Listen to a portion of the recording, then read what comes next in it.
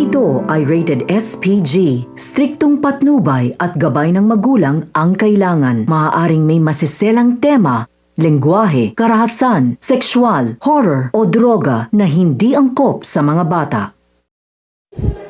Halos magmadaling tumakbo sa ospital itong ang si Edward nang malaman nga niya na pumunta nga sa ospital si Ashley at ang kanyang asawa na si Thea.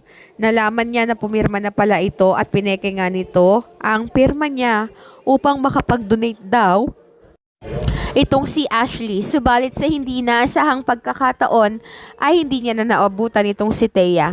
Tumakas na pala ito kasama ng perang ibinayad sa kanya nitong si Greg Torrecampo. Sinabi niya na magpapakalayo-layo na lang sila upang sa ganoon ay mamuhay sila ng tahimik at payapa. Nung mga oras na yon ay bigla namang lumabas ang balita na may naaksidente nga at laking gulat niya nang makita na itong si Ashley at itong si Thea ang laman ng ambulance. Kaya naman ng mga oras na yon ay agad naman siyang tumakbo sa ospital upang kamustahin nga ito. Nawala ng malay itong si Thea, subalit dinala nga sa operating room itong si Ashley. At dahil nakapirma na nga si Thea doon, ay sinagawa nga ang operasyon habang walang malay itong si Ashley. Nakapag-donate nga ito ng bone marrow at doon nga ay hindi na ito nahabol nitong si Edward.